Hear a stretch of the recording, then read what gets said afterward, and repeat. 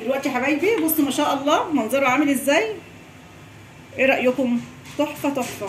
وطبعا حضرنا العيش الفينو هيعملوه كاتشب. انا هفتح لكم بقى واحده وتشوفوا ايه من جواها شكلها عامل ازاي. بصوا مقرمش.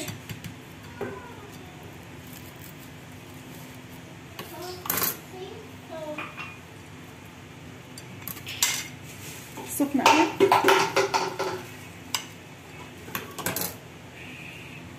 بصوا ايه رايكم؟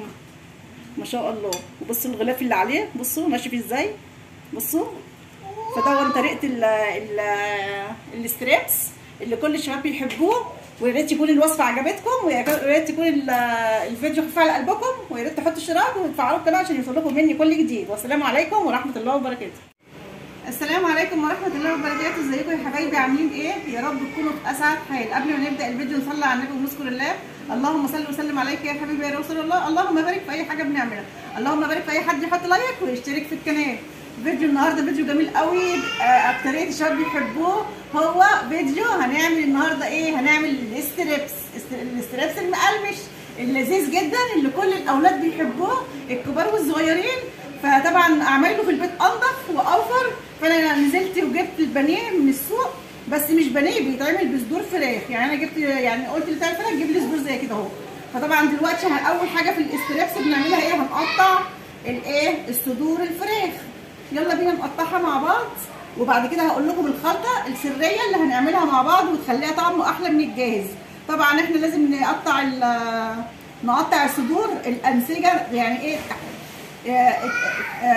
بوربه كده عند الانسجه. بنلاقي في الصدر، يعني بصوا الصدر كده اهو، الحته دي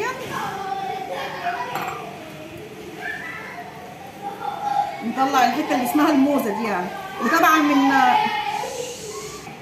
وطبعا واحنا بنقطع الستريبس لازم نخليه مش رفيع عشان ما ينشفش مننا. يعني زي كده اهو. يعني بصوا تخينه ازاي، ولا تخينه قوي عشان تستوي، ولا رفيعه قوي. ايه؟ تعالوا شوفوا بس بقطعها ازاي كده اهو.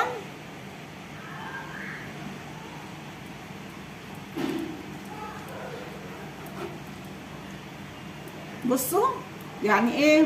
لو رفعتيها هتنشف منك. انا هوريكم الحجم بتاعها. بصوا ما شاء الله. بصوا كده. هقطع بقى الكميه وهوريها لكم في الاخر منظرها عامل ازاي. دلوقتي يا حبايبي خلاص قطعنا الستريبس. بصوا بيبقى حجمه كده.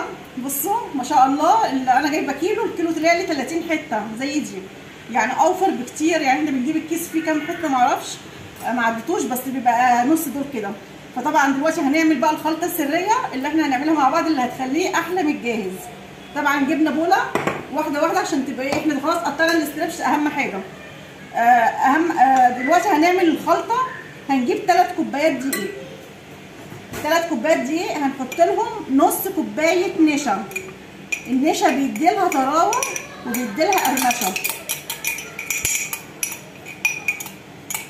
نص كوبايه نشا، نص كوبايه سميد فيجيتار، اللي هو الفيجيتار اللي هو ايه؟ متبل دون. وهنروح حاطين عليها معلقه بيكنج باودر. البيكنج باودر بيديها هشاشان وبيديها يعني بيخليها تحفه تحفه. نص معلقه بيكنج باودر. وهنحط كيسين مرقه فوريه. النص كيلو، لو هجيب نص كيلو كيس واحد كفايه. يعني عشان جايبه كيلو حاطه كيسين. طبعا التوابل بقى ايه؟ من كل نوع معلقه معلقه معلقه. انا هوريها لكم دلوقتي. دي مرقه فوريه.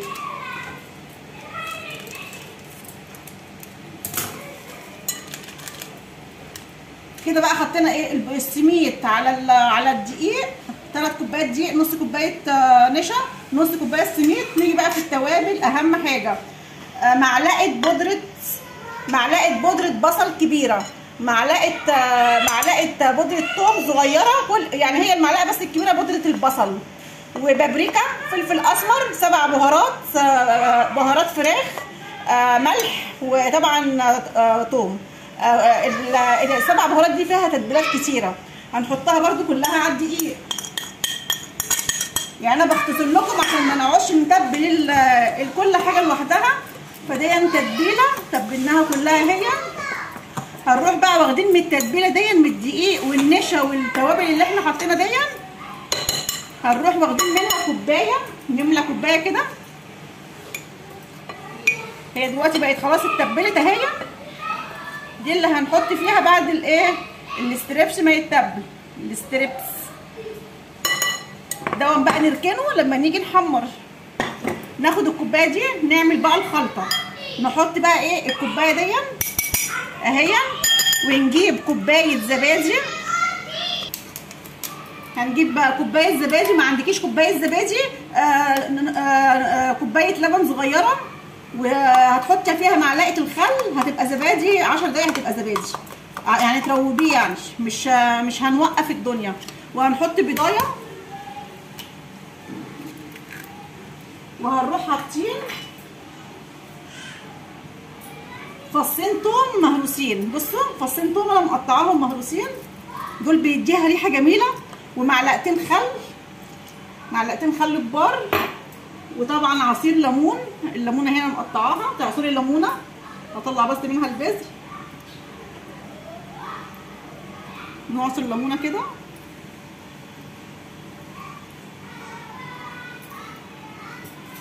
ونروح بقى راجين كل دون مع بعضه كده لغايه تعمليها عجينه زي عجينه الكيكه بالظبط. طبعا نكملها بايه، بميه ساقعه او حته تلجه. انا طبعا ما عنديش ميه ساقعه، بس كنت حاطه الازازه دي في الفريزر، حبه ميه صغيرين كده. ونرج فيها الدقيق بالبيضه بكوبايه الزبادي، والدقيق متبهر لغايه ما تبقى عامله زي عجينه الكيكه.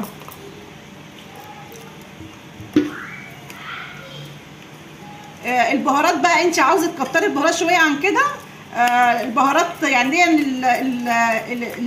لكيلو ستريبس. نقعد نقلب كده كده. طبعا عاوزه بق ميه تاني.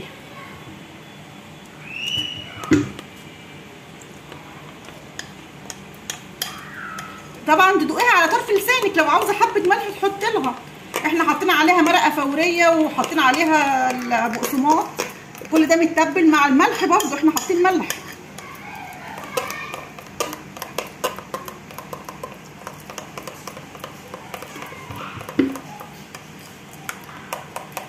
طبعا لو عاوزه الشطه، انا مش راضيه احط شطه عشان الاولاد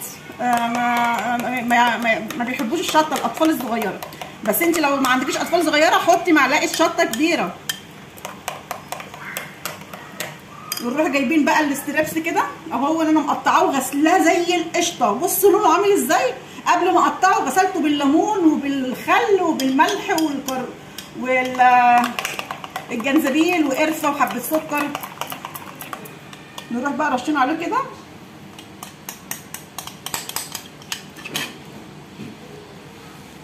ده بقى نخليها اقل حاجه خالص، لو مستعجله ساعتين، مش مستعجله بيتيه. يعني احنا النهارده انا عاملاه دلوقتي بالليل، هنعمله بكره. اكمل لكم بقيه الفيديو بكره، يكون خد بقى في التتبيله بتاعته وبقى 100 100 يعني. فدلوقتي انا هسيبه ساعتين، لو اقل حاجه ساعتين، وهاجي لكم بعد ساعتين عشان ايه نقليه مع بعض ونشوف النتيجه شكلها عامل ازاي. دلوقتي يا حبايبي سيبنا الناجتس الستريبس اكتر من ساعتين، بتاع 3 ساعات اهو، وكنت مغطياه بكيس. ده ارمي في الزباله. فدلوقتي هو اتنقع في قلب اللي احنا عاملينه الخلطه السريه. اصل انا صايمه فمش مركزه. فطبعا ايه، في طريقتين يعني ممكن عشان ما نوسخش الدقيق كله. في طريقتين، طريقه يعني انا هاخد حبه اهو في طبق كده اهو، وممكن نحط حبه في كيس. يعني ممكن نحط في كيس وتعملي بالطريقه دي، الطريقه اللي تعجبك تعملي بيها. تحطي كده اهو عشان ايه، بس ممكن اللي يفيد من دون نعمله مره ثانيه، بس مش هيفيد حاجه تقريبا يعني. بس انا بقول لكم على طريقتين عشان انت لو عاوزه تعملي حاجه زي كده هو تبقى كميه كبيره.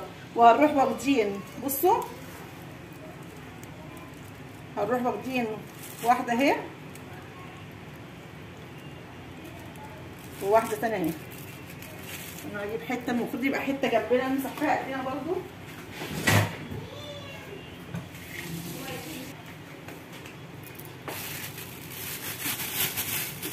ونروح ماسكين الكيس كده اهو ونعمل كده اهو، نقعد بقى نعمل كده اهو.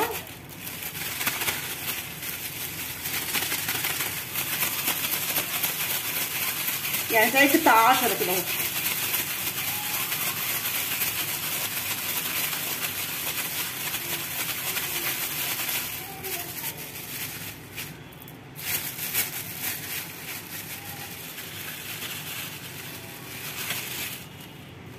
بصوا كده، نروح مطلعينها كده اهو. بصوا، وفي طريقه تانية نعملها. طبعا انا هفرزه في الفريزر، فطبعا يعني هو من ميزته اللي ممكن يتفرز. تجيبي علبه تلاجة او طبق الفل ده، بس انا ما عنديش، وتفرشي فيه كيس بلاستيك وتحط ما بين كل واحده وواحده. بصوا يعني هو الفتحات اللي فيه دي اللي بتديله قرمشه وبتديله هيشان. فطبعا احنا هنعمل الكميه هنرصها. دي طريقه اللي احنا عملناها في الكيس كده اهو. تقعدي تقلبي كده اهو. بصوا الطريقه بقى الثانيه، عاوزه بقى يبقى عليها طبقتين، ممكن تروحي جايبه بقى طبق فيه حبه ميه. دي الطريقه الثانيه اللي هنعملها. وتجيبي حبه برضو الخلطه اللي احنا عاملينها، وتروحي ماسكه يعني حته كده اهو، وتروحي جايبه الدقيق كده اهو وتروحي عامله كده اهو. تقعدي تعملي كده اهو. دي طريقه ثانيه من غير كيس ولا حاجه.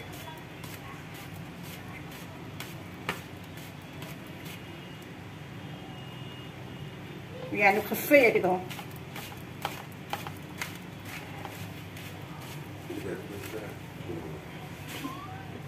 ونروح حاطينها، بصوا نروح حاطينها في ميه على طول ونطلعها، ونروح مدخلينها تاني.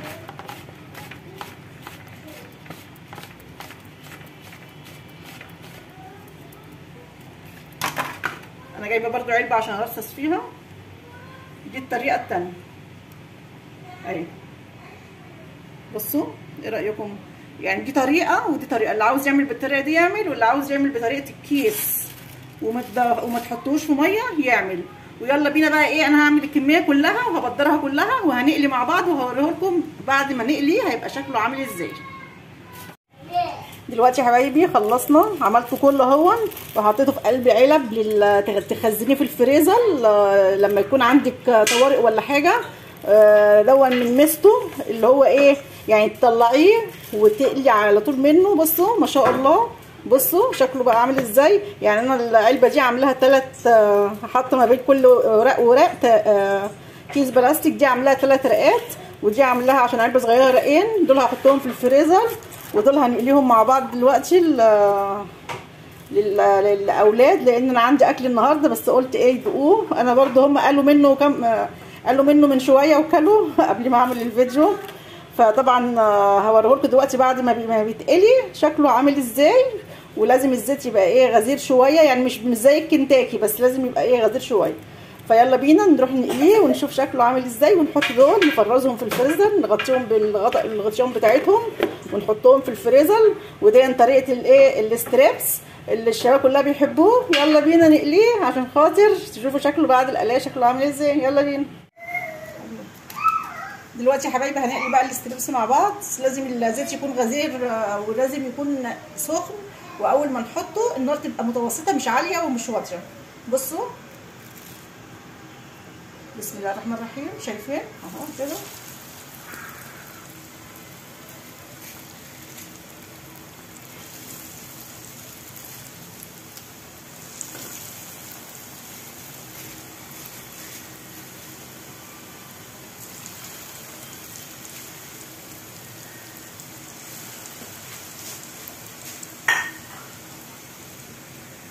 طبعا ما نجيش ناحيته خالص وما نقلبوش، هو هياخد لون لوحده، وبعد كده هنروح مقلبينه على الناحيه الثانيه. يعني اكنك بتقلي بانيه بالظبط، بس هو الزيت بيبقى غزير شويه. دلوقتي يا حبايبي قلبت اهو. بصوا ما شاء الله نص معلقه البيكنج باودر اللي احنا حاطينها في الخلطه بتديله هيشان. وبصوا والنص معلقه والنص كوبايه النشا بتديله قرمشه. بصوا سامعين مقرمش وجميل. فانا هطلعه بقى وهوريه لكم شكله عامل ازاي. دلوقتي يا حبايبي طلعناه هو في قلب مصفى كده اهو عشان خاطر ايه ما يتراش. هنحطه بقى في طبق ويلا بينا نحطه في الطبق. يلا دلوقتي يا حبايبي بصوا ما شاء الله منظره عامل ازاي. ايه رايكم؟ تحفه تحفه. وطبعا حضرنا العيش الفينو هيعملوه كاتشب. انا هفتح لكم بقى واحده وتشوفوا ايه من جواها شكلها عامل ازاي. بصوا مقرمش.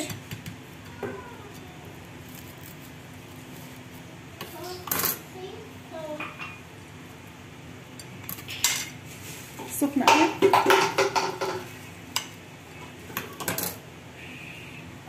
بصوا ايه رايكم؟ ما شاء الله. وبصوا الغلاف اللي عليه بصوا ماشي ازاي. بصوا فطبعا طريقه الستريبس اللي كل الشباب بيحبوه. ويا ريت يكون الوصفه عجبتكم ويا ريت يكون الفيديو خفيف على قلبكم ويا ريت تحطوا اشتراك وتفعلوا القناه عشان يوصلكم مني كل جديد. والسلام عليكم ورحمه الله وبركاته.